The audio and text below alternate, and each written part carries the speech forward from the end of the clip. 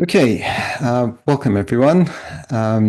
It is April Fool's Day, which raises indeed a deep philosophical question about illusion and reality.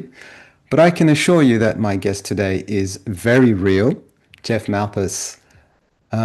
Indeed, I am speaking today with Emeritus Distinguished Professor Jeff Malpas on his book, The Brightness of Place, and about his broader philosophical work on place, topology, and the relationship between self and world.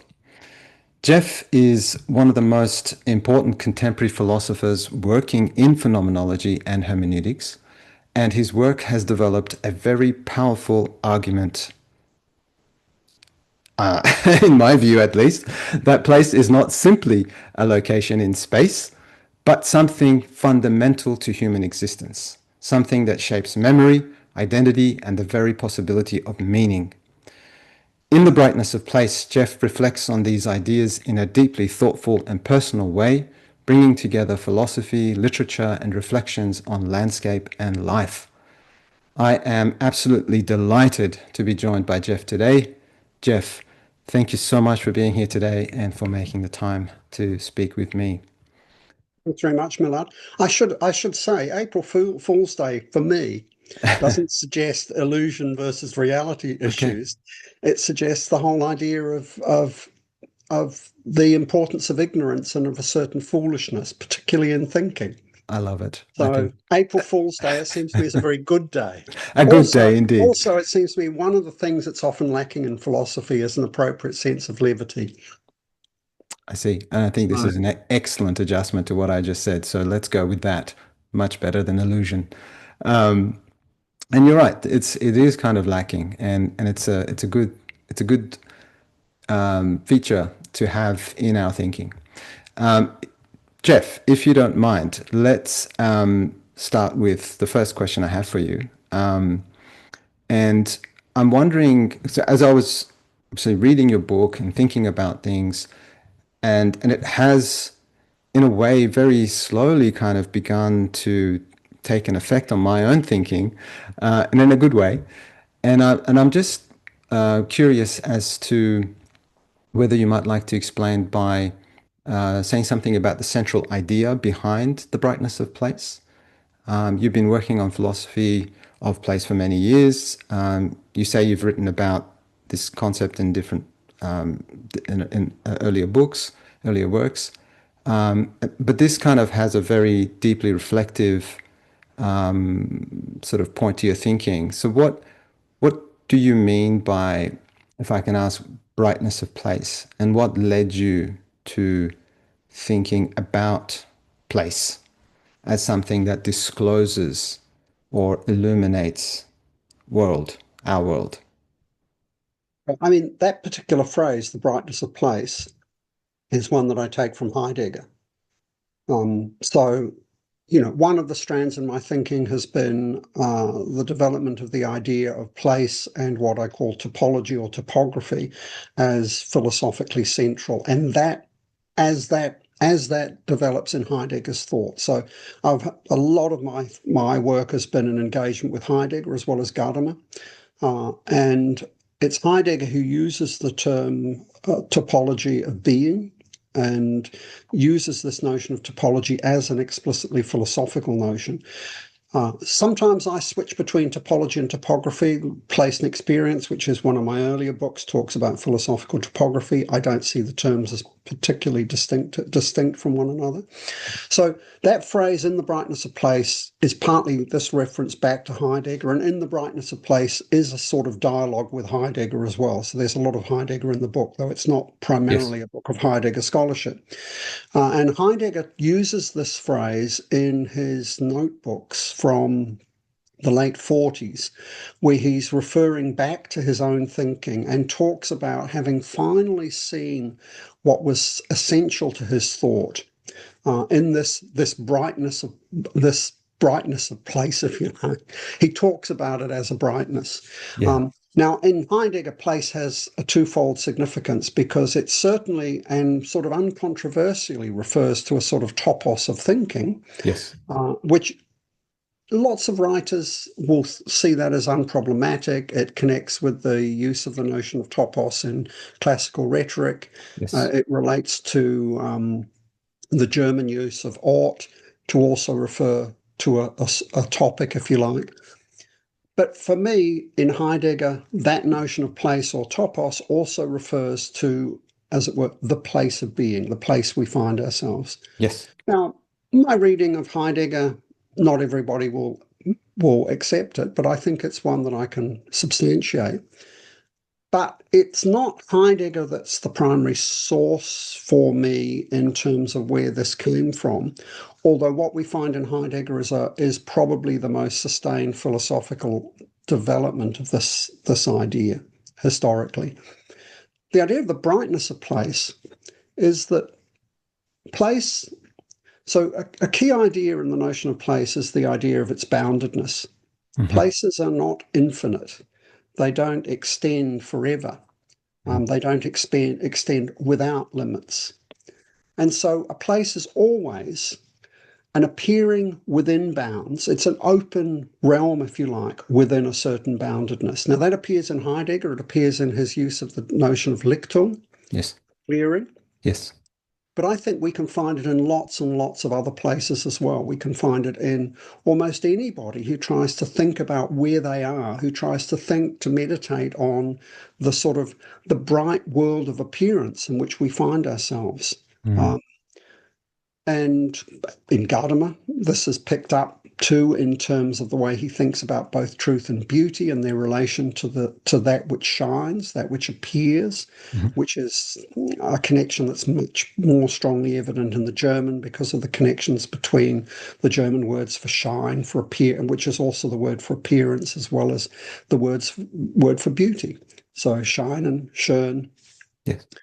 So place is bounded, and yet it's open, it's bright.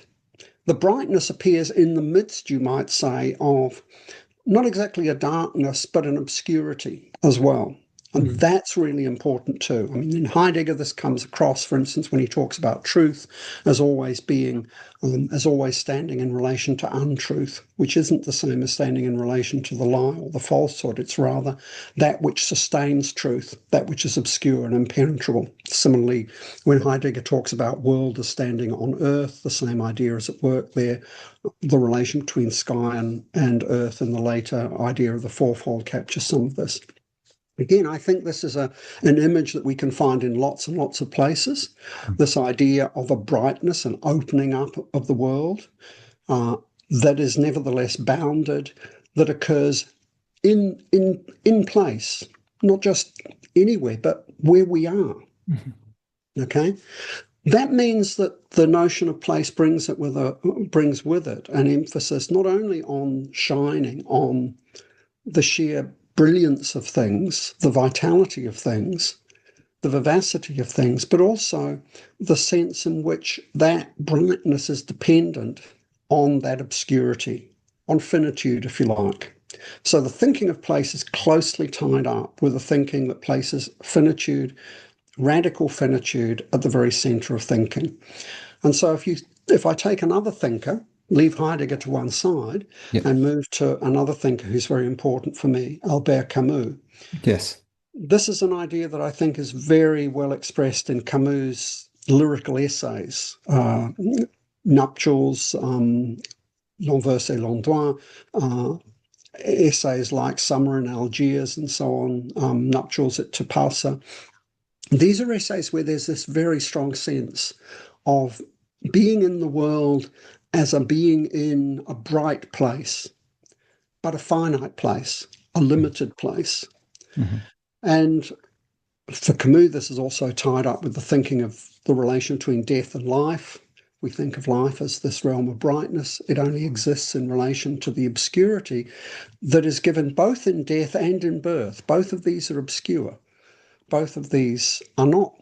Both of these represent the limits within which the brightness of life is possible. So so I guess that's by way both of a bit of an explanation of the concept of in the brightness of place, also its origin, and two thinkers in whose work I think it can be found. I think, as I say, it can be found elsewhere, and Yeah. I do connect it with many other thinkers as well. Um, I'm just trying to think of another. Part of what I'm trying to do is not just elaborate a philosophical concept, but also to try and direct attention, focus on, think about what is this experience of the the brightness of the world in which we find ourselves. And it's a brightness that isn't always there. And that's important for it as well. Um, so its fragility and finitude are fundamental to it. And there are all sorts of implications that follow from this. Yeah. Um, I should say, too, that one of the crucial steps to be able to think this through and to be able to think place as a key philosophical concept is not to think about place as just identical with any specific place or places. Mhm. This is what happens for the most part in the literature, whether it's philosophical, geographical, whatever. Um, so it requires this shift to thinking about place and being placed as, if you like, a phenomenon or a structure. It's not really a phenomenon because it's that which, well, in one sense it is, it's that which allows for the possibility of appearance that is that is realized across every and any place, right? Yeah. Every being in the world has this brightness, and that brightness is a being there. Mhm. Um, and that's what I'm talking about when I talk about place. So it's not Okay. just reducible to this or that place, and the being of things is a matter of their placed being, which is always a place being in a particular place, and yet we can still talk about places that might be distinct from that from any specific and from any particular place, as it were. Mm. So does that help? Oh, yes, it does.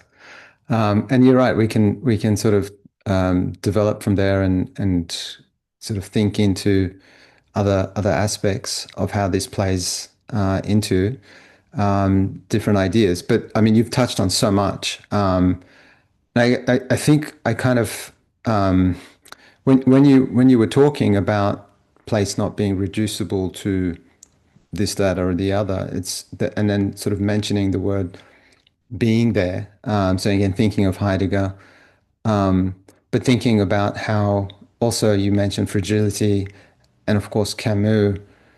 Wow, just yeah, it's. I guess this is kind of like a follow-up question to that in the sense that when we're thinking about brightness, which appears in a sense, well, is featuring in a sense because of an accident of language, perhaps the German, but also there's a great deal of meaning that underpins it, which you have brought out and which you've just touched on, in terms of being itself, like as in life, its fleeting beauty, and it's beautiful, and it's all of that because of the fact that it's finite, that it won't last forever. And life and death play this perfect balance of polarity, which then brings out, I guess, a greater sense of meaning. And so, why this brightness is so important and why it's so valuable, why it's so precious, is probably because of the fact that it's not going to last forever, and it happens in a moment, in a place of being. And I suppose so. What am I getting at? Since we as beings who are there and can envision this, see this, intellectualize it, I suppose, allows us to kind of have that moment of appreciation, allows us to have that clearing in our own thinking, to be able to realize something quite profound. So I guess I'm just sort of recapping what you're saying in a sense, but also sort of asking you whether it's fair to say that this brightness has a lot to do with our own being, our own thinking, our own awareness, our own realization. Is that I mean, if I wasn't clear about that, I should have been more clear. So the it's not just that we do find ourselves in this bright place, but our being as who and what we are is intimately tied up with where we find ourselves. So okay? we aren't anything apart from it. Got It's it. not as if we can be somewhere in obscurity and then come into brightness. To be is to be in this bright place. Okay. And what we are is only worked out within that place.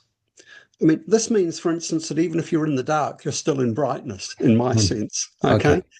Okay. So brightness here is referring to the sense of the open Hmm. that is part of what it is to be in the world. That sense of the open, which is a bounded open, however, is not, while it's bounded, while it's limited. So it doesn't go on forever. Hmm. It doesn't go on forever temporally or spatially. And space and time, by the way, are also, for me, derivative concepts. They are essentially derived from the primary experience, which is the experience of the bounded open, the place and the being in place. That place has, nevertheless, an infinity of its own. But it's not the infinity of exceeding limits, of exceeding bounds. It's the infinity, if you like, of depth, the infinity of inexhaustibility. Okay. It's the fact that there is always more to say about this place. There is always more to experience. There is always more to know. Right? But it's Yeah. all of those things, experience, knowledge, saying, are only possible within the bounded open that place opens up. Mm. So the focus on place brings with it this important emphasis on boundedness, which is associated with the emphasis on finitude and fragility. Yes. But it nevertheless is the ground for the possibility of what we might call a genuine transcendence, which is Okay. not the transcendence into another place, another realm, because in a way, why would we care about that? The only place where caring arises, where things matter to us, is here. Yeah. So genuine transcendence has to be a transcendence we find in this place. Okay. So in one sense, it's a genuinely earthy transcendence in the sense of it being on the earth that this occurs. Yes. Um, we can talk about its heavenly dimensions as well, but these all have to be understood in relation to this place in which we find ourselves. Now, in finding ourselves here, we don't find ourselves, strictly speaking, entirely apart from it, Hmm. because who and what we are is only worked out in this place. Mm. That can be, in philosophical or theoretical terms, that can be seen as providing the basis for then thinking about, let's say, the notion of materiality, Mm. embodiment, the way in which our being here is always a being material, a being embodied. Except that we have to be careful when we do that, because that doesn't mean that the material or the body somehow become new founding concepts, because they're not. They only make sense as ways of explicating what's at issue in this idea of our being here, our being there, our being in this place. Yes.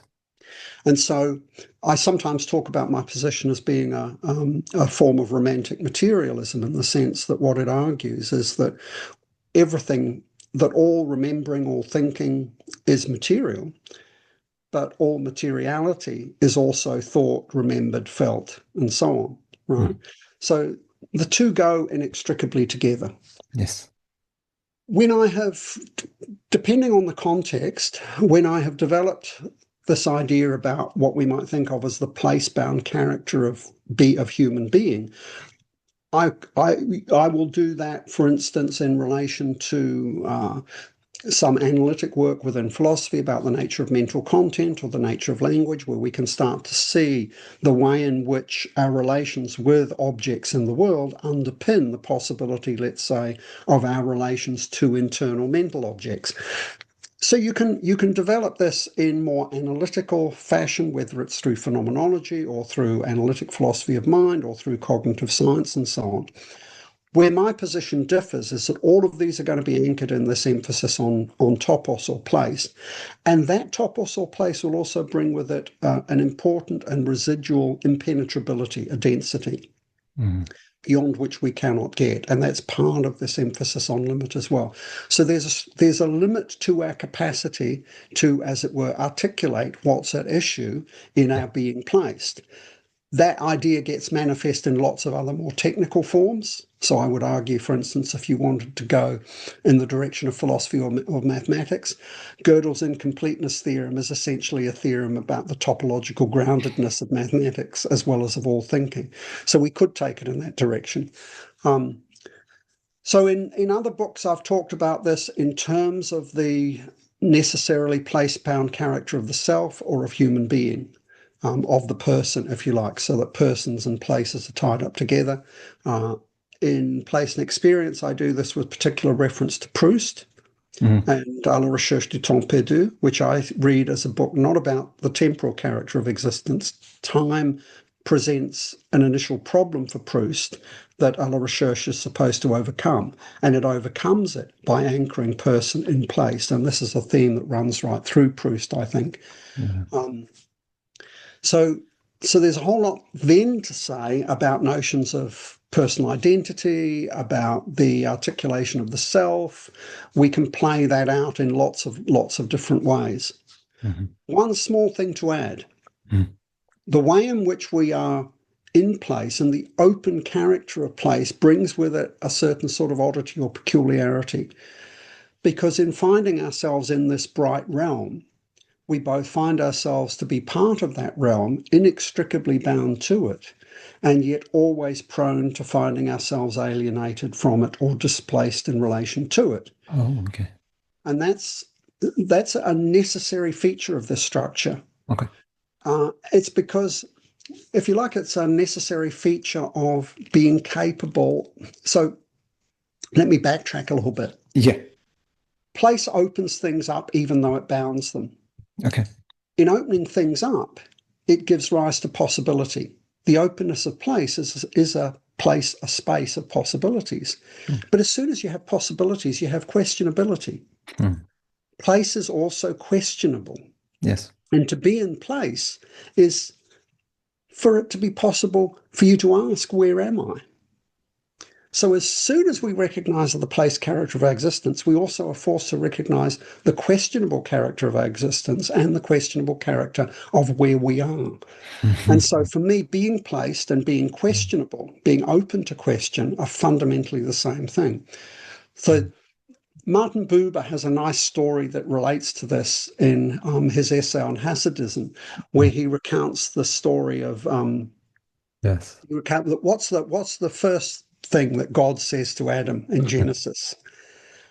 And it's really interesting to reflect on what the first thing is that what it is. What's the first thing that he says? And it's, Adam, where are you? Right? Now, this can be read as a sort presenting a certain theological problem because God's supposed to be omniscient. So how can he ask where Adam is? So the question, Adam, where are you, is not a question about where are you? I can't see you. That's Hey, right. That's right. stop hiding. This is actually a much deeper question. It's a question for Adam. It's a question about where Adam is Yeah. in this world, right? Yeah. So it brings out this question of place as the very first question. Okay. And it's a question that therefore relates to who I am, to what I am, to everything. But notice too that the fundamental nature of that questionability also makes for the possibility that we can lose sight of our being placed, we can lose sight of our questionability, Yes. we can lose sight of almost everything, Yes. right? And so when we start thinking in this way, we can start to see how not just finitude and fragility are part of this, but also the possibility of failure, the possibility perhaps of losing ourselves. And so this is the funny thing. We're always in place, and yet we're always prone to forgetting that place, to losing it, to thinking that we're somewhere else. And for me, that's the basis, for instance, of the hubris that accompanies a lot of what is characteristic of modern life, especially the displacement, the fragmentation, the alienation that we find everywhere. Yeah. And it also comes out in other ways as well. The experience of the eerie, the strange, right? I see these as fundamentally tied to the peculiar nature of our experience of place and therefore of our experience of ourselves. The uncanny is an Yes. essential part of what it is to be placed. Yes. I couldn't I'm agree not sure if more. that answers too much or not enough of what It you were it asking. answers a lot. So so it's tremendously generous of you. Thank you so much. So let me just ask you then. So we've been talking about place, and I think you may have mentioned another word tied to it, space. But in the book, you explore place and space, and you highlight the distinction between place and space, and and I suppose this is important in the way that you explain the importance of place. Yeah. So Right. the common tendency, and this is true particularly in modernity, Mm. it's commonplace amongst Yes. pretty much all contemporary discussions of place, Yes. surprisingly enough. Even discussions that want to talk about how important place is that they almost inevitably reduce it to a notion of space. Exactly. And this occurs, for instance, in some of the common social scientific literature, where place is treated as essentially meaningful space. So it's basically space plus a subject who confers meaning upon it, or Right. who finds it as to be associated with some emotional reminiscence or emotional overlay or whatever. Yeah. Now, for me, this is fundamentally misconceived. It's widespread, commonplace, but it is fundamentally misconceived. Yeah. It and it's misconceived because it. So there are a number of reasons why this is a problem. First of all, it's essentially is the account. It's essentially, we might say, Cartesian. I mean, Descartes is a more complex thinker than Yeah. is captured in talk of Cartesianism, but Descartes does tend to treat place as essentially reducible to location and space. Right. Yeah. And this is an idea we also find in Newton. It's common throughout Yes. modern thinking. So places are locations. They're like points that you can identify within a spatial grid. You know, set of Cartesian coordinates, you can find the space by specifying the coordinates. This operates within a conception of space that's quite particular as well. So this conception of space is essentially a conception of space as homogeneous extension, Right. right? That means on these accounts, spatiality and materiality are pretty much coextensive. They mean more or less the same thing. You see this, as I would argue, throughout most of modern social science, which is fundamentally Cartesian, despite the claims it makes about not being Absolutely. Cartesian. Yeah. And that's partly because they misunderstand what the real nature of Cartesianism is. So if space is understood in this way as essentially identical with homogeneous extension, then what's place? Hmm. Well, the thing is, that notion of homogeneous extension doesn't make sense on its own. Within the framework of physical theory, it's fine. Within a particular theoretical framework, of course, you can use a notion of space that's defined in this way. Yes. But the question is, how is that space? How does that space ever appear? How Hmm. does it ever open up?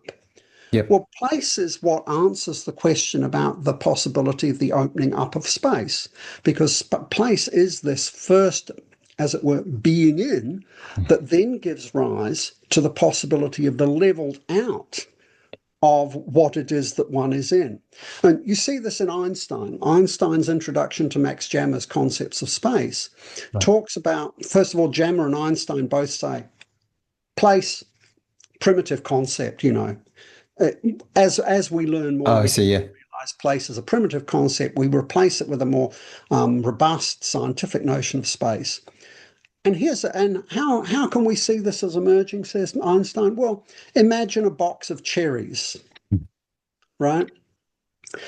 Take the cherries out of the box.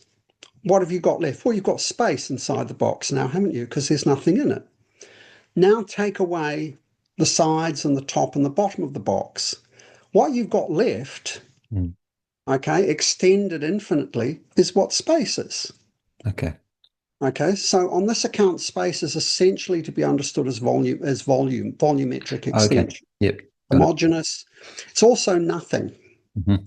more important sense. And this goes back to what is the real origin for the modern notion of space, which is probably the Greek notion of kainon, emptiness, the void, the Yeah. empty.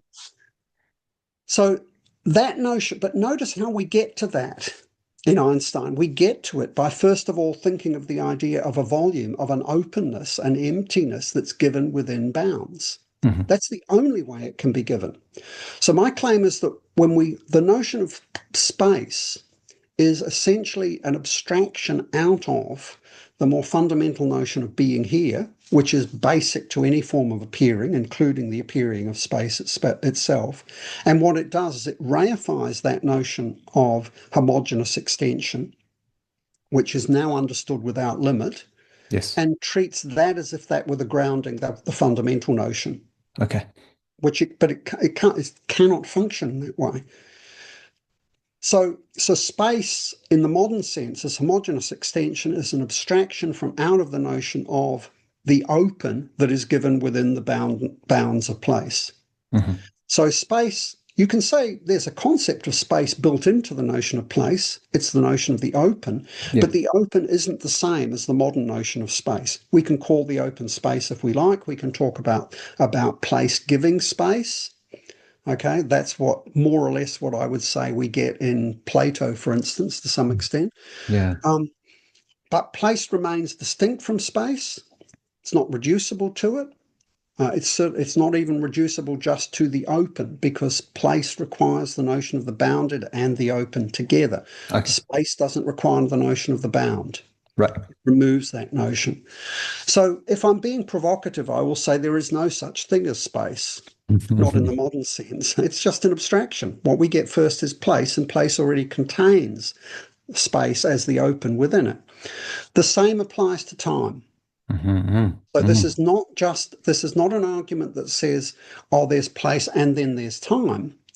Rather, it says time and space are both abstractions from out of the basic structure of place. Yeah.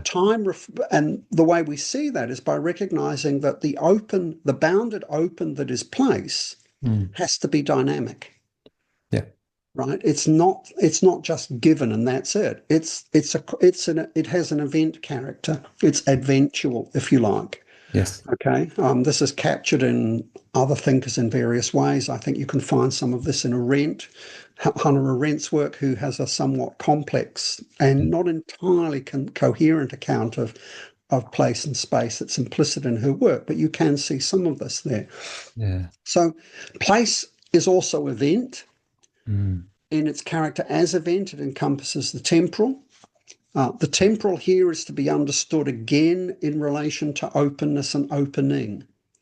So as a sort of shorthand that I sometimes use, I'll talk about space as the openness of place and time as the opening of place. So emphasizing space and time are not really separate from one another anyway. Any attempt to define space requires time, any attempt to refine, and that's true even of modern physics to a large extent, I would argue, but what modern physics and modern science does demonstrate is the way in which space tends to dominate over place, but also over time. Okay. I would argue that even in Bergson, we end up with a spatialized form of time at work. Pure durée in Bergson really operates with a spatialized conception of time as given in the very notion of duration, because the notion of duration itself is dependent on the idea of an extended spatial dimension. So I know there's a lot. There's a lot of stuff in there. But to just summarize then, so the modern concept of space is fundamentally the idea of extended dimensionality. That, I would argue, represents an abstraction, a derivative concept from out of this more fundamental notion of place. Yes. It picks up specifically on the openness of place, but leaves out the boundedness of place.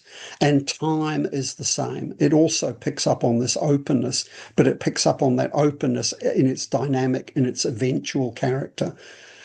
So, time and space, neither of them really exist. They are both derivatives of this fundamental being placed, of place and being placed. Yeah.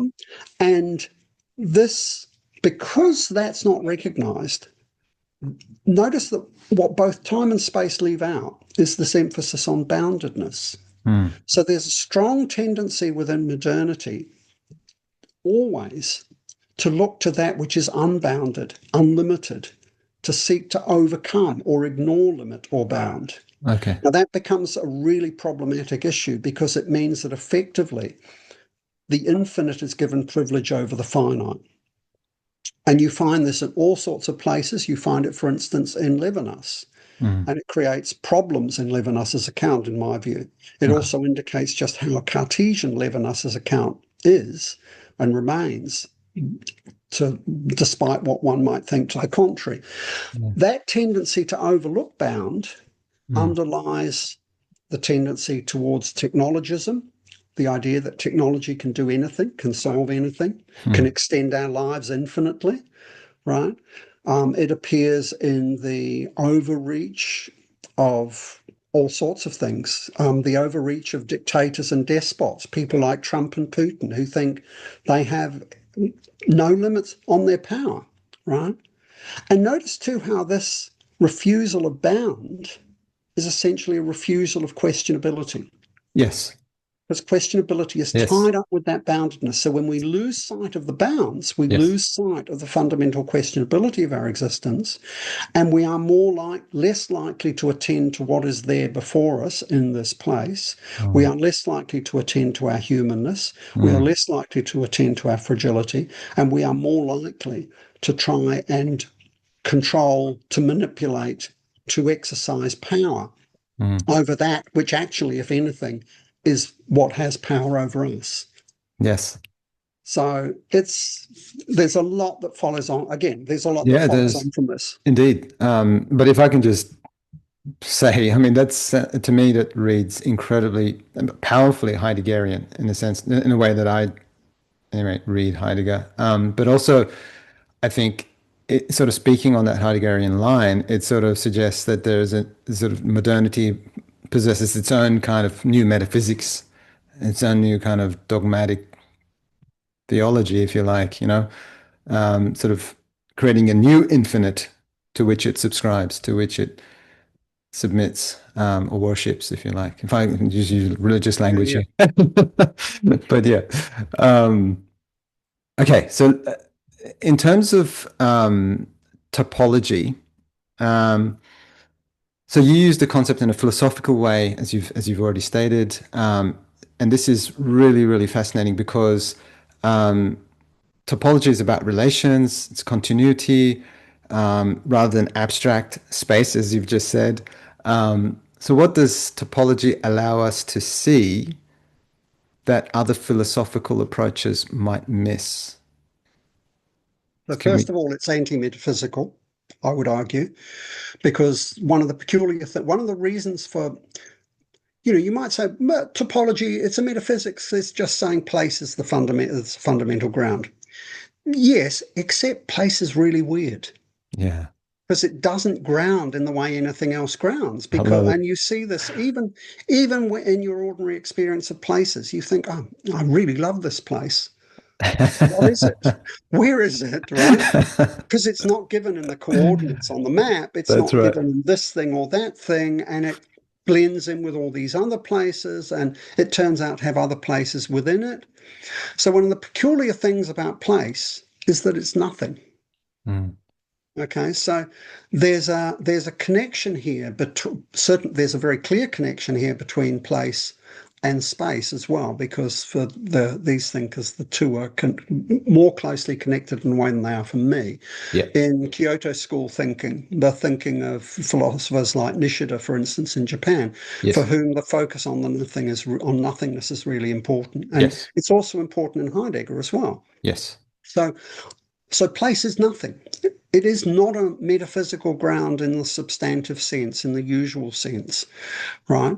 Um, Now that's a really important point about place. So if it's a metaphysical ground, it's an Abgrund, as Heidegger will say. It's an abyssal ground. It's the Yep. removal of ground at the same time.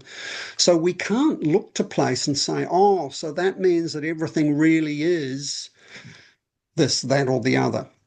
Nothing really is matter. Nothing really turns out to be just space. Yes. Place doesn't allow us to say that. Okay. Place is nothing. It's also fundamentally relational. That's part of its being nothing in this very special sense of nothing. But its relationality too is significant because it's not as if that means, oh, so you've got a relational metaphysics, everything is relational. Mm, Well, no, mm, because again, that move, which is again very common within contemporary social theory, relational metaphysics, yes, everything is relationality and so on and so forth. What that misses is the fact that, well, the relationality of place is a bounded relationality. mm, Okay.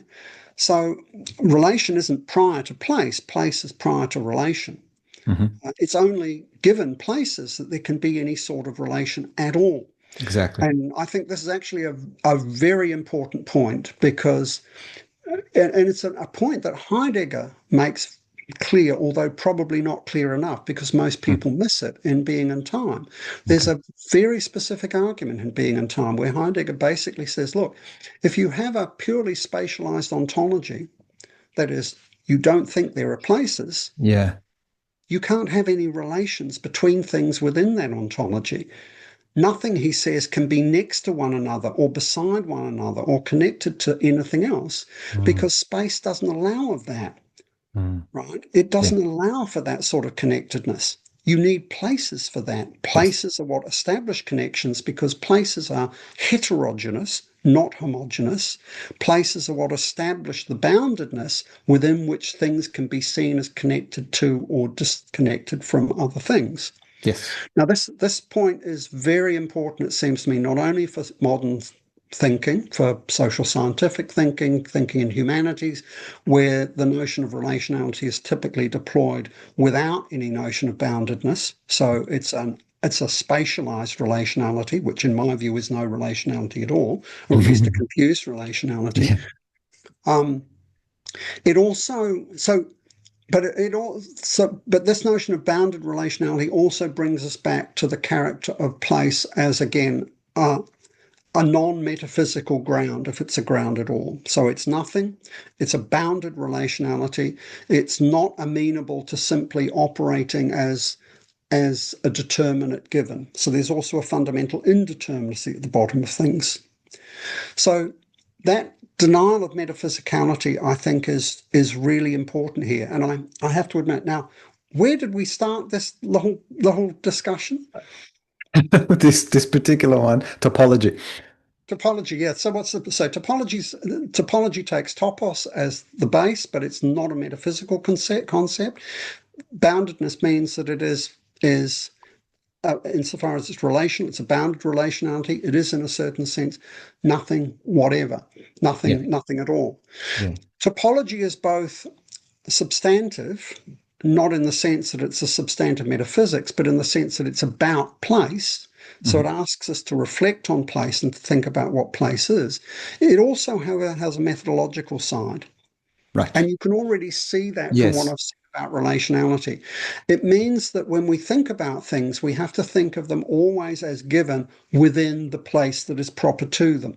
Yeah. So again, it puts the emphasis on the limitations within which one's thinking operates. Yeah. It has immediate implications, for instance, for theory, which will never be able to encompass the entirety of things, but will only be adequate to the particular place in which theory is developed and which it addresses. Yeah. So this has implications not for a relativization of everything, Good. because that's not going to work either, because there is no absolute frame to which you can relativize. Good. Okay, so it reaffirms a notion of truth, and truth actually has its own role to play here. But what it says is whether something's true depends on, well, on where and when it's said. Okay, Hmm. it depends Hmm. on the place of the saying. That doesn't mean that truth is simply relative in the way that lots of people think, relative to, if I change my beliefs, Yes. well, what's true changes. Well, no, right? So it's a much more nuanced and complicated position. Donald Davidson, another philosopher who I work on and who I argue is similarly topological Oh, yeah. to people like Camus and Heidegger, but in his own way, Davidson will say, well, look, there's only two things that determine whether something's true. It's the meaning of the sentence and the way the world is. Simple, right? And given those two things, truth is, in Davidson's terms, objective and absolute. Right. Okay? Once you know what the sentence is, Mm. then you can determine whether it's true. Trouble is, what the sentence means will change depending on what language you're speaking, Of course. on where you are when you say it. Mm. Now, again, because we tend to forget place, we tend to forget things like that. We tend to think when we say something, oh, yeah, this just has the meaning it has, doesn't it? And therefore, if we can't assign it an absolute, okay. So once you start thinking in terms of place, in terms of topos, that has implications for how you do other things. It has methodological implications. It changes how you look at tasks like explanation. It changes how you try to think about what's going on in front of you and how you're going to approach that. So topology is both understanding what place is, but Mm. it also gives you a way of coming to understand anything, including place, which is that understanding is always a matter of attending to the place in which the understanding arises as an issue, Yes. as well as to the objects that are given. And that's important because that means that, so you describe me as both a phenomenologist and a hermeneuticist, or working in phenomenology and hermeneutics at the beginning. I tend to think of myself as primarily a hermeneuticist. Okay. And this partly reflects the fact that I'm not that interested in Husserl. I am more interested in late Heidegger, Of and late course. Heidegger, for all that he doesn't use the term very much, I think is fundamentally hermeneutical. But this hermeneutical dimension means that, if you like, my metaphysics is hermeneutical as well, because it means that there is no determinate ground, even Mm. though there is a ground, Mm. and there is always something more to say. And the question of what we are saying is always a question that lies before us. There's always the question. Okay, this goes back to that point about questionability. Yeah. And interestingly enough, Heidegger, the first place where he talks significantly about hermeneutics, which is a lecture from 1923, Yes. he ties hermeneutics to questionability as well Yes. as to a certain form of being placed, although he doesn't use the term place. No.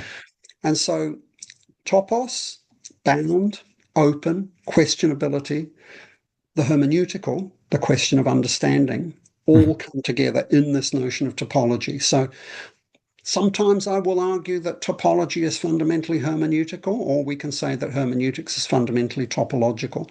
You can sort of make that argument for a version of phenomenology as well.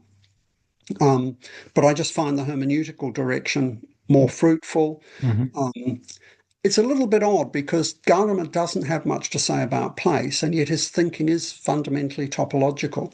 And you see that in terms of the structure of understanding that he sets out. Okay. Um, so now, Yeah. sometimes I illustrate the notion of topology by reference to the ideas from traditional topographical surveying. So if Okay. you go and get an old-fashioned textbook on surveying, you'll find that it tells you, you've got a stretch of land in front of you. You want to map it. How do you Yes. do that? Well, nowadays we get Google Maps or we get a satellite, right? But if you're actually there in the place, how do Mm. you map it? Well, you can only map it by walking across it and by taking measurements and by finding the relations between landmarks. That's Yes. what old-fashioned topographical surveying does. It's the process of what's called triangulation and traverse. Yes. That's a process of coming to know the landscape through your involvement in it, through being in it. It doesn't depend on getting out of it in the way that you do with Google Earth or a satellite. It says, no, if you're going to understand it, you have to be there. And so it's a nice model for topology or topography. This is partly why I was using the notion of topography in the earlier work. It's a Right. nice model because it's relational, it's superficial because it Mhm. works with the surface. It Yes. doesn't try and explain everything in terms of something beneath. That's what metaphysics does. Topography does it on the basis of what is immediately given. Yep. You could say that's a connection back to phenomenology if you like, but so it's Yeah. superficial. It also does it in terms of this relational structure, in terms of the connections between things, and it does it on the basis of our being already involved in that landscape. Mhm. Okay, Mhm. so Yep. you can find topographical surveying provides a nice illustration Mm. and maybe even an exemplification of the fundamentally philosophical methodology that I think topography or topology gives us. And then, if we reflect on the way in which what's at issue in topology or topography is place itself, it also gives us the basis for an account of what place itself is, namely bounded, it's superficial, it's open, and it's relational. Okay, Mm.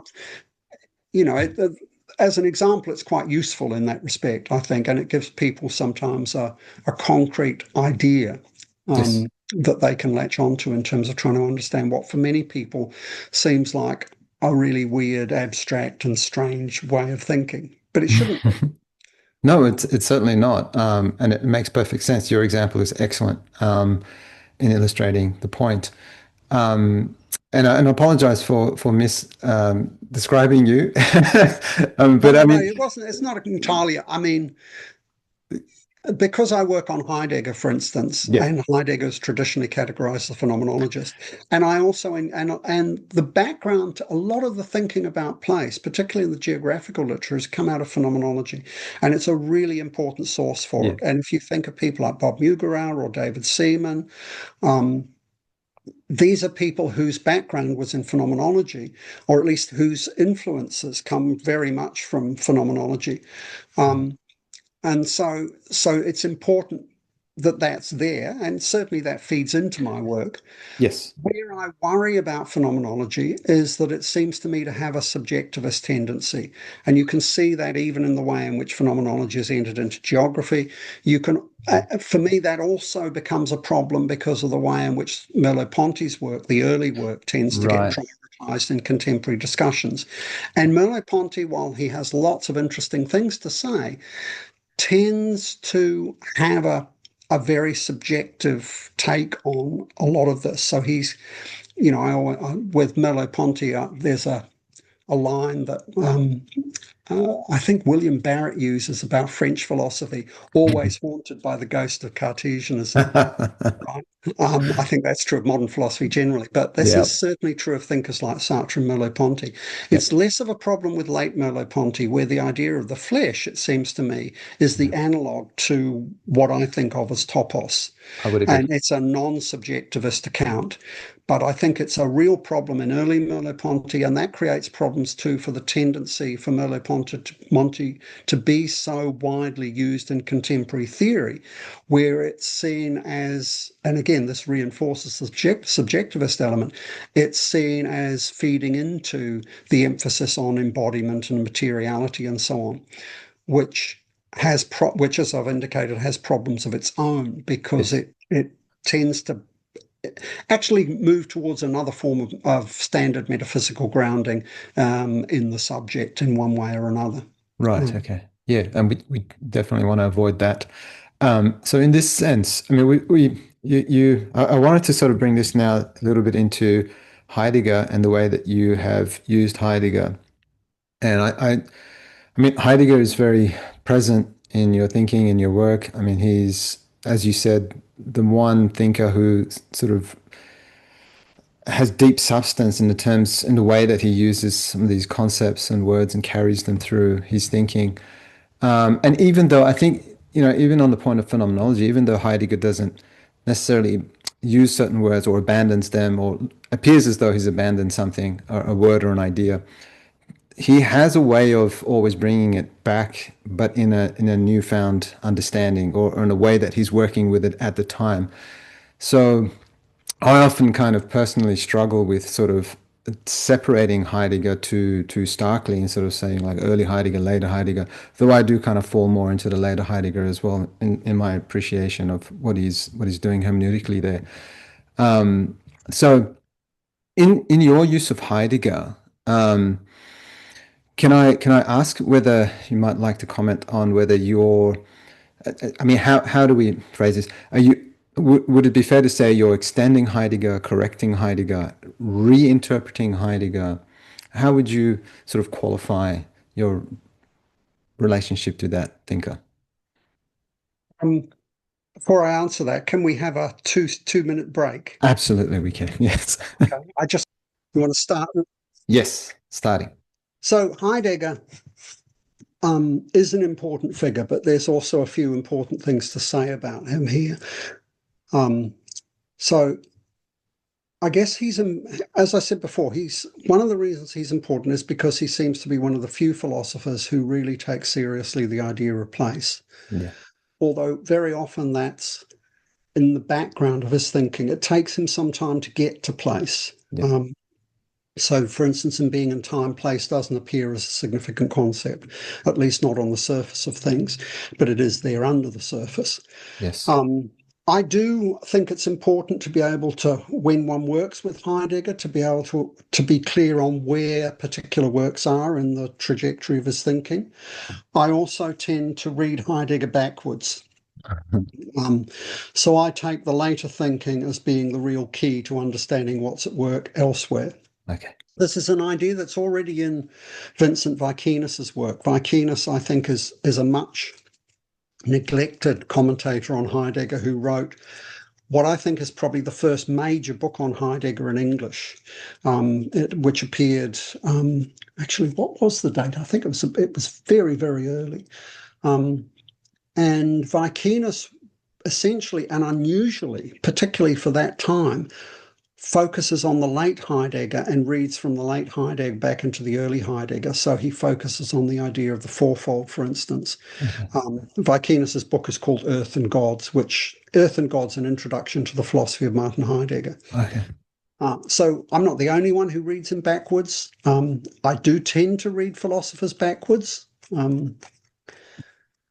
But so I think it's important to understand the developments in Heidegger's thinking, but equally I think you can see when you get to the end, you can see the continuity of that thinking throughout. So that's a really important thing to say, first of all. Secondly, Heidegger doesn't always get things right.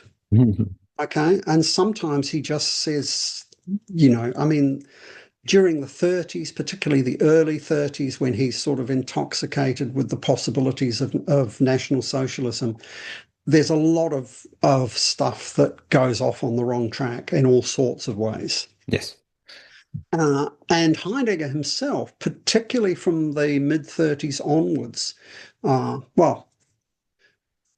the mid-30s are important because that's when he says he first starts to see what his thinking is really about. Yeah. But it's not until the late 40s, with the defeat of Germany, which turns out to be really important in terms of breaking him out of where he seemed to have got stuck.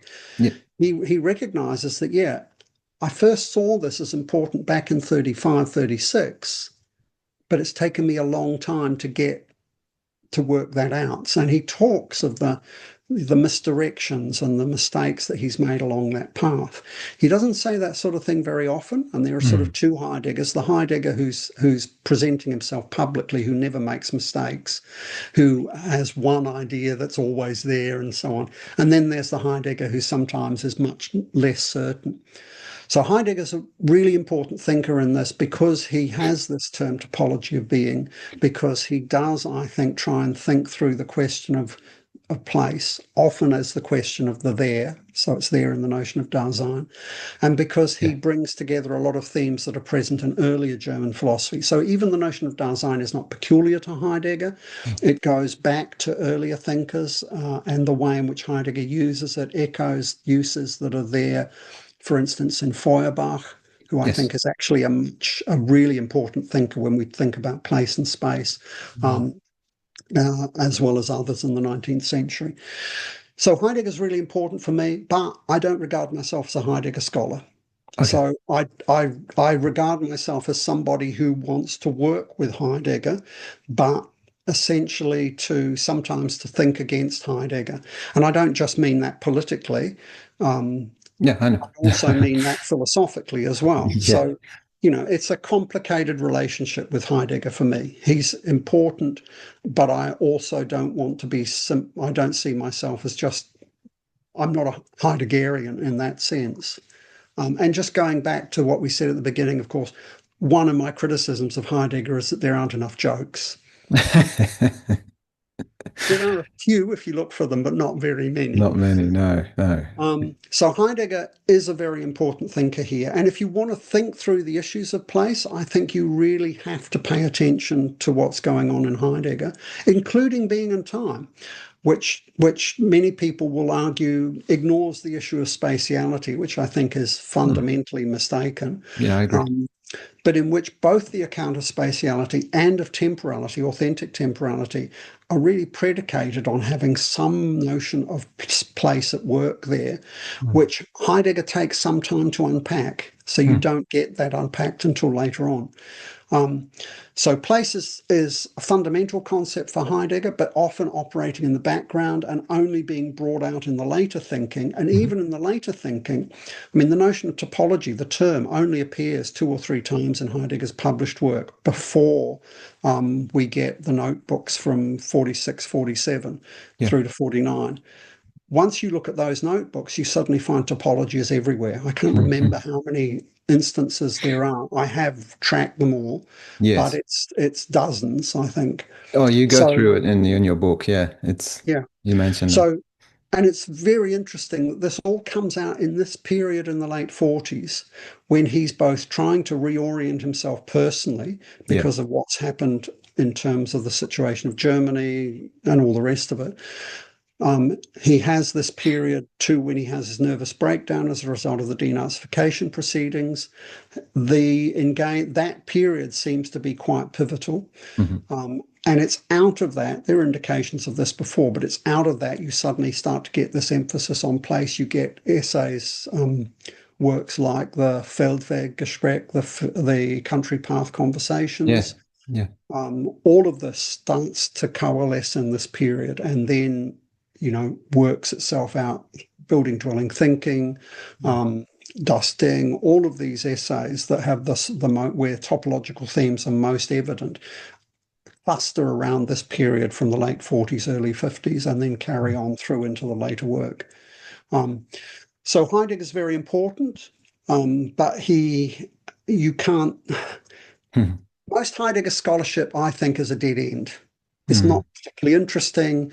It's people like, so many Heidegger scholars like Tom Sheehan seem to have this Procrustean bed of Heidegger interpretation. And basically it's a matter of, oh, that bit fits in here, that bit fits in here. Or else they're completely obsessed with minute investigation of details of the text, which don't really get you anywhere. So if you're going to read Heidegger now, you have to read him in ways that, are appropriate to where we are. Yeah. And that means you can't just repeat Heidegger's language. You can't just try and do it. You sometimes need new concepts with which to think what he's thinking. And Heidegger himself knew this. He used to say to Dieter Henrich, who was a student of Heidegger, says, the one thing Heidegger used to say in his classes was, nicht Heideggerieren, not Heideggerize, right?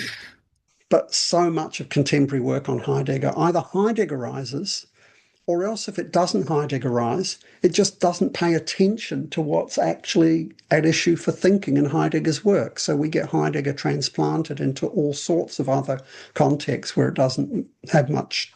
So if I may interject, what is at issue in Heidegger's work? What is missed?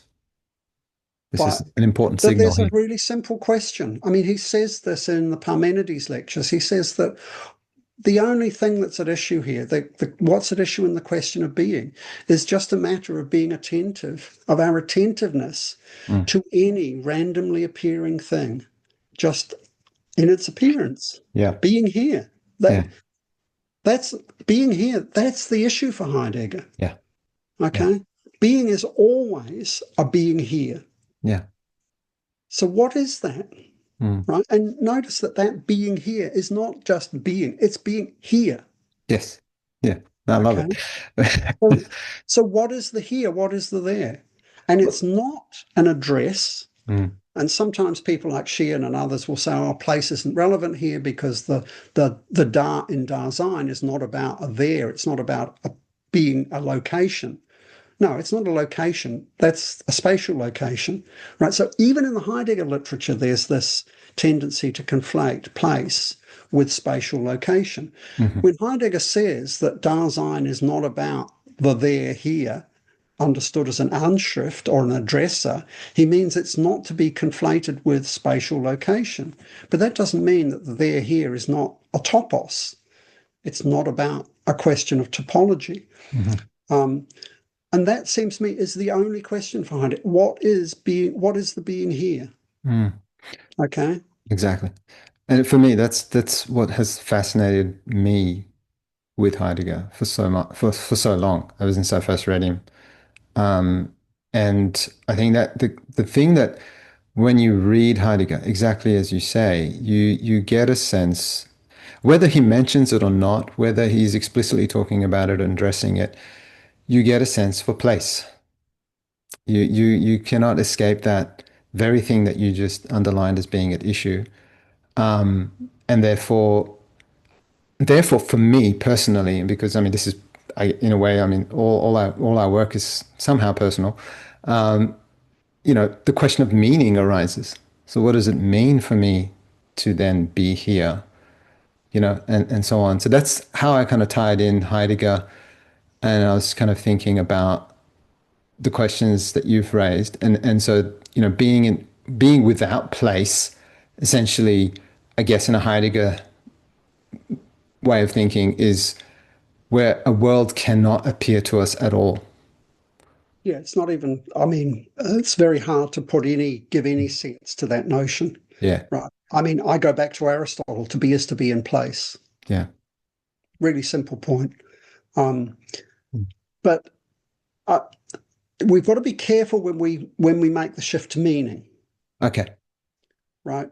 Meaning is a category, an important category in being and time, but it tends to disappear from a lot of Heidegger's later thinking.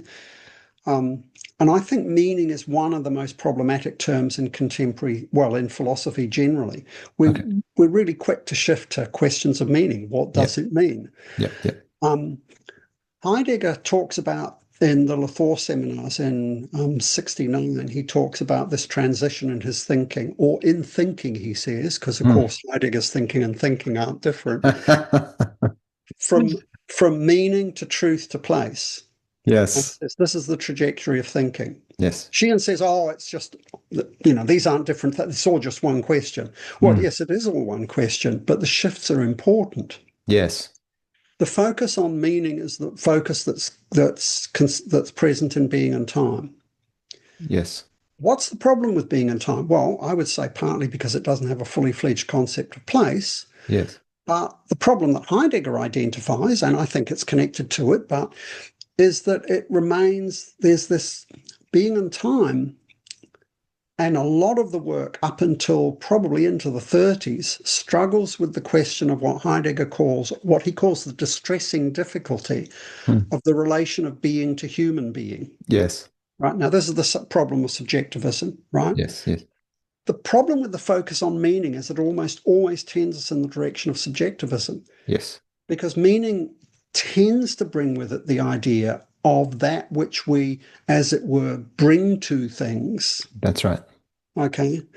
I mean, this is partly why I resist the claims again that people like Sheehan make, but also Dreyfus, that Heidegger is primarily concerned with being as intelligibility. Right. Yes. Yes. Yes. He's not.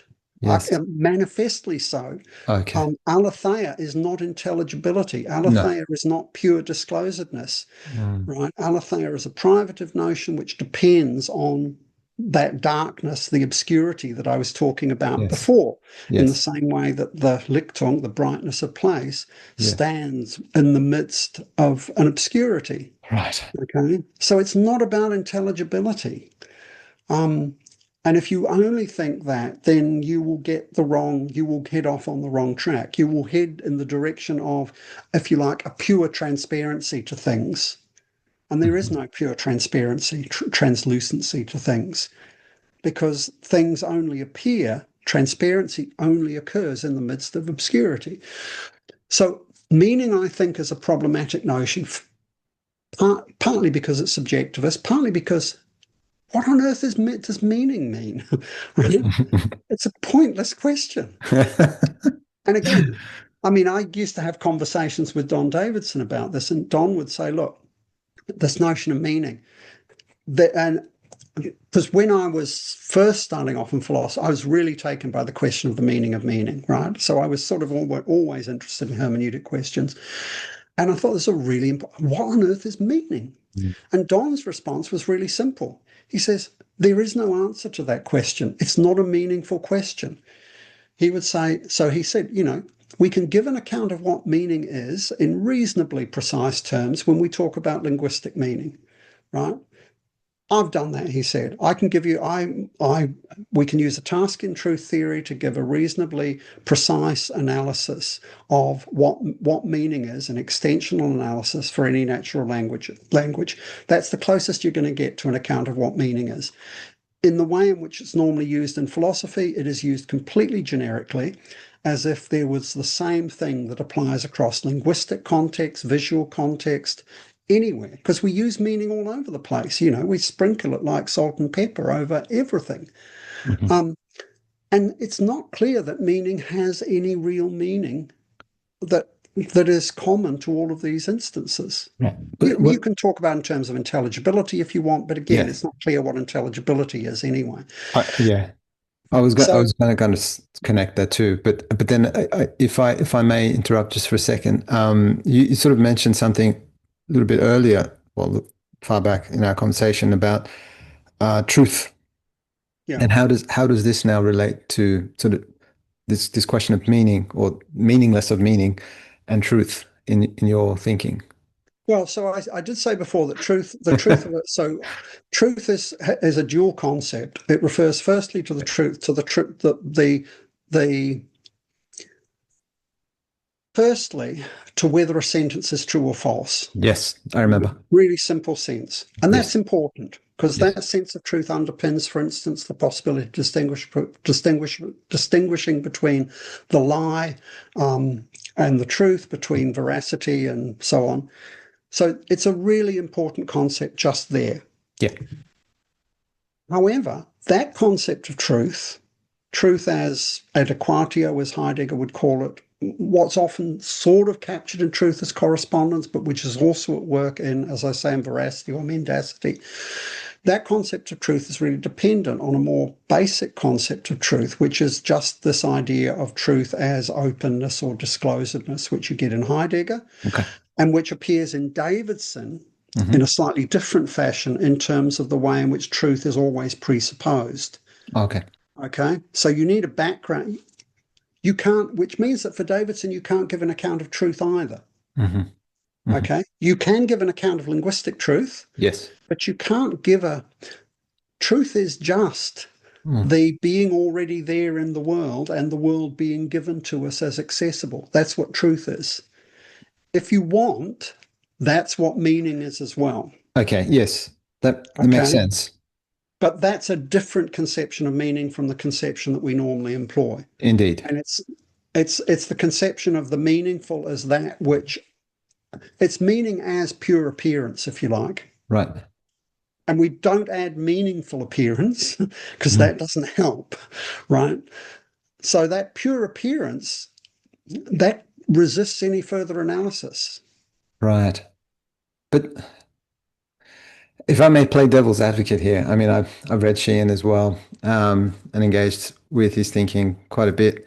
But I'm thinking, and I see your point, and I don't disagree. And I don't particularly fall in a Sheehan camp, but I'm just saying, I'm just playing devil's advocate. I'm thinking, in everything that we've said, how does one escape the trap of intelligibility, or even the Why is you it know? a trap? So I used probably a bad word. Circle, cycle, even just that springing to mind. Just well, aren't we intelligent beings? Therefore, intelligibility is central to our existence, and so on and so forth. It's kind of a very futile, elementary statement, but essentially what I'm saying is how does one escape intelligibility in the first instance being an intelligent being? If we, I mean, we're What just about, ascribing ourselves what about, intelligence. yeah, I mean, I'm not entirely sure about the question, but to just go back a bit, Okay. where do we begin? We begin with the being here, Yes. right? What is the being here? The being here is the giving of both world in the Yep. place and of self. Yes. These occur together, Yes. okay, and they are present to one another. Yes. Now, that being present, it's no good saying, oh, it's a meaningful being present. This is just being present. I agree, The idea of 100%. meaning's Yeah. already. And Yeah. so, too, if we want to talk about intelligibility, we can, but not if we think of that as something that's overlaid on the top of some sort of being present or being here that is not intelligible, right? So, the being here is, if you want to call it intelligibility or meaning, it's the being intelligible, it's the being meaningful, okay? But that doesn't add anything to it, right? What Okay. comes first is simply the being Being here. there. I Yeah. am here. Yeah. In being here, yes, I can think about this, which is to say, I can find meaning in it, but we haven't added anything by adding the notion of meaning. In fact, we've just added a potential layer of obscurity or perhaps even I see. misdirection, I see. right? Because then we start thinking, oh, so where did that meaning come from? Well, Mhm. no, it didn't come from anywhere. What comes first is the being here, Right. right? And we can choose to talk about that in terms of the appearing of things as meaningful. But and notice as soon as we say that, the appearance of things as meaningful, as if things weren't meaningful, Mhm. or as if they have to be made to be meaningful or intelligible or whatever, right? Mm. The meaning or the intelligibility of things, insofar as that is itself meaningful, is nothing other than things being present, Okay. right? And the other point to make here too is that when we start thinking like this, Mm.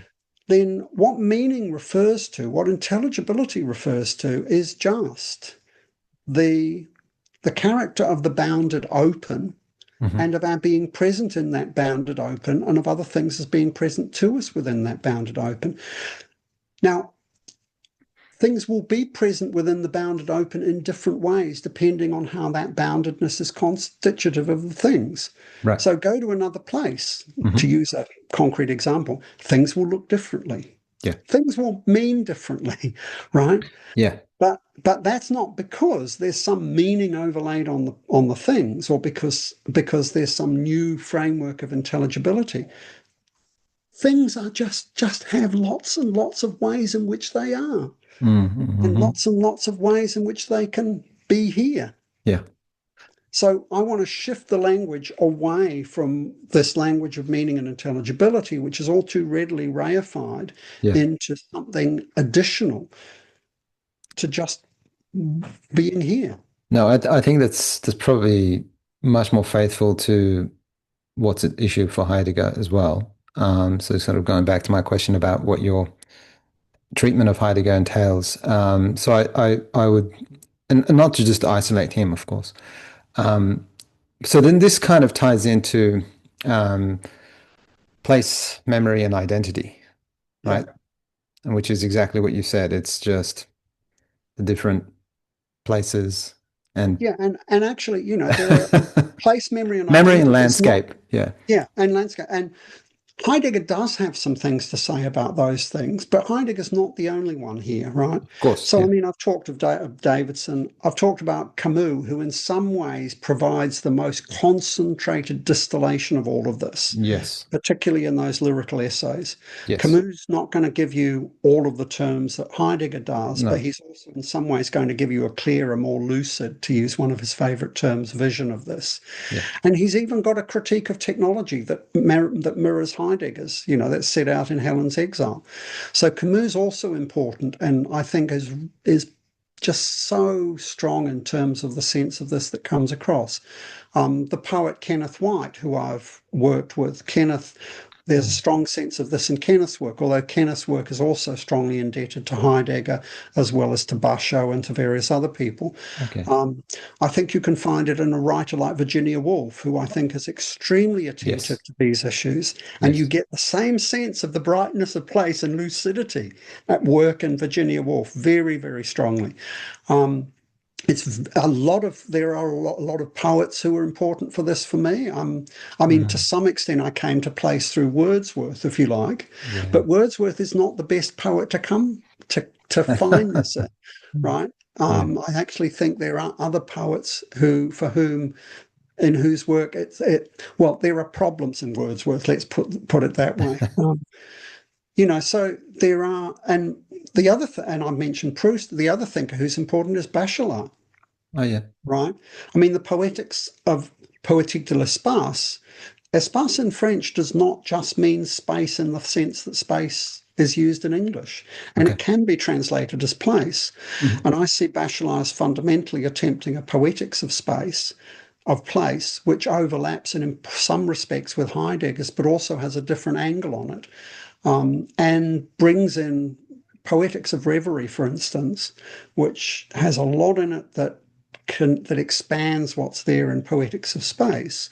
Poetics of Reverie is really interesting in terms of what it has to say about memory, about the daydream, because its real focus is on the daydream, Yeah. and the way place fits into all of that. Mm. So Heidegger is really important in terms of the philosophical development of this, but he's not alone. And there are a huge number of Mm. poets and other philosophers and other thinkers who I think have contributed significantly. And part of the thing for me, you see, is that unlike Sheehan, I'm not interested in just trying to arrive at some textual exegesis of what Heidegger's doing Yeah. or, you know, Yeah. I want to think the questions Heidegger is thinking. And that means I'm going to diverge from Heidegger sometimes. And I don't think any thinker really understands what they are thinking themselves fully either.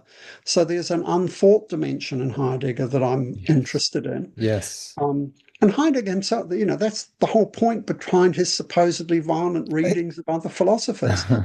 He says in the book on, I think it's in the book, I think, on the Kant book from 29 on Kant, the Kant, the Problem of Metaphysics, Mm. that which is most important. What is it? Something like that which is unthought in a thinker's thinking is the most important element of that thinking. Yes. Yes. It's not quite that line, but it's that sort of idea. So I don't see many Heidegger scholars really wanting to think the unthought that Mm. stands in the background of what Yes. Heidegger's doing. Um, and that's also tied up with the idea that whatever we think, the thinking, and again, Heidegger says this, one's thinking is always of one's time. Heidegger's thinking is of his time, Yes. and that means it can't simply be transplanted. We have to rethink what he was trying to think in a way that's appropriate to where we are now. Yes. I So think the book that strikes me as being where he really sort of digs down into this unthought aspect of thinkers before him is what is called thinking, in which he sort of very methodically goes through and sort of unpacks that. So yeah, I can't agree with you. I couldn't agree with you more on this issue. I think it's incredibly important. Just to tie in that question of technology and, modernity, globalization, mobility, all this sort of stuff, because it's essentially about our relationship to place. Um, do you think that we are becoming more placeless? no, we can't. To be Okay. is to be in place, right? All being is being here. Okay. But what characterizes modernity, so I have a way of thinking this that draws on Heidegger but also develops it slightly differently. Okay. So what's characteristic of modernity, particularly the modernity in its technological character, Yes. is that what it does, technology always operates through places, right? Yes. I can't communicate to you using Zoom unless I'm in Exactly. front of a laptop, right?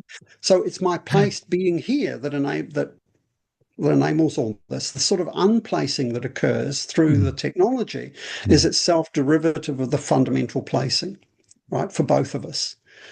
So what technology does, and increasingly does, is it effaces its own placed character and in doing so effaces the placed character of our own being. Mhm. And this is an increasing tendency in all technology. Mhm. And that's because technology has this characteristic feature of connecting and converging.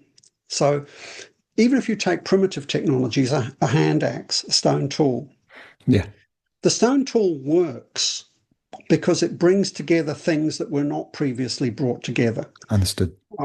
Even if Mhm. you just think of a flint, Yeah, what you do is you bring that stone together with the hand, you bring other stones together so that you can make the stone, you can shape it or give it a point or whatever. Through those really minimal connections, you get an expansion in capacity, okay, which is what technology does. Mhm. The most sophisticated technologies do that in exactly the same way. Yes. But what they do is they expand the number of connections. There are more things brought together, Mhm. right? And typically, what they also do is they increasingly bring those different connections together in single devices. Yeah. Mobile phone's a wonderful example. It's not an accident that the mobile phone combines camera, phone, diary, you name it, more things we bundle in the better, That's right. right? That's what technology does. Mm, Technology is characterized by what I call convergent connectivity, I right? like that. Mm, That doesn't, you don't see that to the same extent. You don't see the convergence in a single device in Paleolithic technologies. You see that increasing across the yeah. technological trajectory. That has one really interesting effect, a number of interesting effects. One effect is that as technologies develop, they become more prone to catastrophic failure. They become less prone to minor failure, but more prone to catastrophic failure. Okay. Lots of examples of this in the philosophy of technology literature. Yes. But as a simple example, just pay attention to what happens if you get some small breakdown in Telstra or Optus's Yeah. capacity to, right? It doesn't just mean you can't talk to people, it means you Yeah. can't buy anything. You can't, there's all sorts of things that break down. Or what's happening in terms of this breakdown with transport at the Strait of Hormuz. Nothing, it looks like everything might shut, the whole world economy might shut down, right? Yes. That doesn't happen in the same way in less technologically complex societies. Okay, they're still dependent on certain things. You can still have catastrophes, Yes. but the possibility of catastrophic breakdown is, or certain sorts of catastrophic technological breakdowns is different. So that's one of the interesting impacts Mm, of this. Um, but this convergent connectivity operates essentially through seeing everything as part of a single network, okay. a single relational structure. Okay. Okay. This model exactly mirrors the sorts of accounts we get in modern social scientific theory, where we're supposed to think of things as part of a network of flows, network of relations. You know the images and the Yeah. metaphors here. Yeah. Okay. And I find it very interesting that the two are exact mirrors. Mm, Technological modernity is mirrored in modern theory in terms of the same emphasis on unbounded connection and unbounded relationality. Boundary, in fact, is not a nice term in contemporary social science because it's that's right. bad, Yeah. right? We don't like limits. We don't like bounds. No. Technology doesn't like limits, doesn't like bounds. This is modernity.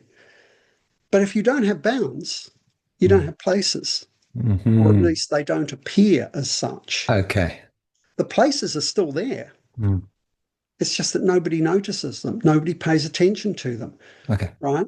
So modern digital technology refuses the concept of bound, and that's there even in its own self-representation. Every single ad for a mobile phone talks about how you can, or a computer, how you can be anywhere. Yeah. Um, the sort of slogans that are common are um, permanent connectivity, get connected now, and all of this sort of stuff. A lot of the writing on mobile phones talks explicitly about how the mobile phone disconnects us, makes us no longer reliant on place. Mm. Well, Okay? so then I must rephrase my question. This is not really that we're becoming placeless, but this is really what you're pointing out as the danger of placelessness within the whole Yeah, framework. that it effaces place. If Yeah. placelessness is the effacement of place, Yeah. and if you go back to Ted Ralph's Place and Placelessness, which is such an epical book in the history of the theorization of place, and he talks specifically about placelessness. And when Ted and I have talked about this in the years since, and I've said to Ted, well, of course, everything's always place. Placelessness is a modification of our being placed. Ted will say, yeah, of course, has to be, right? So placelessness is a modification of being placed. It's not a being unplaced. It's this failure to recognize place or the failure of place to appear as salient. And that's tied up with the failure of boundedness to appear, the ignorance of bounds.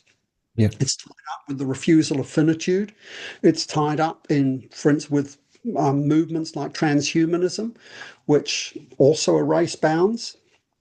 All Yeah. of these things are about the refusal of bounds. The climate crisis Mm. is essentially about a refusal of boundedness.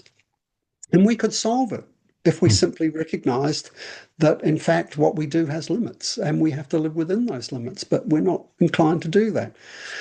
The refusal of bound is what's characteristic of modernity, I like that. Yeah. right?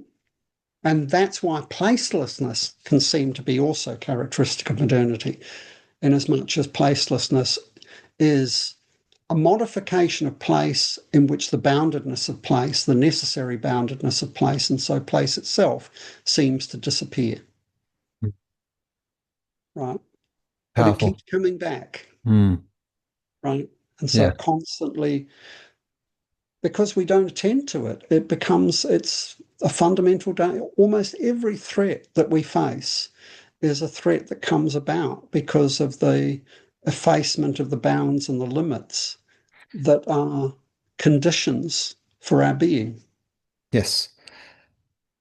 Jeff, I sense here that there's something in what you're saying that, if I may put it in dramatic terms, is really what you're defining is the task of philosophy today. Yeah, well, the task of philosophy today is to think in a time when we don't think. Again, Heideggerian line, but I mean, that's really true. Because what's thinking? Thinking is questioning, Mm. or at least it's questioning at the same time as you pay attention to the questionability also of the question. Heidegger at one point says, "Oh, questioning isn't fundamental," because he says at one point, questioning is the piety of thinking. He says even more important is listening. Mm. And the danger with the focus on questioning is it can look as if you're the one doing it all.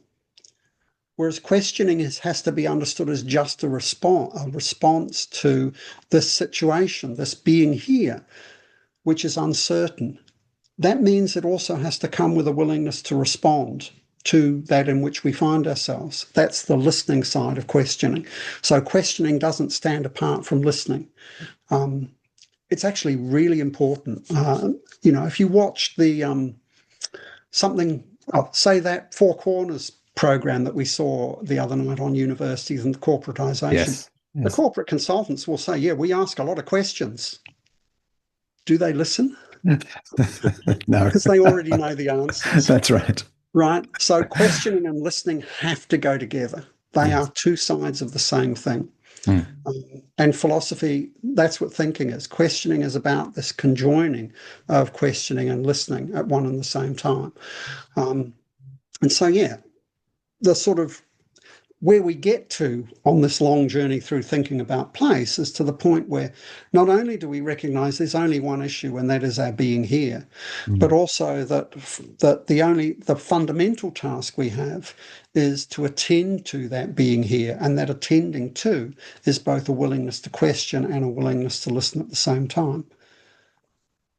So, and that is what philosophy ought to do, but it's not what philosophy most often does.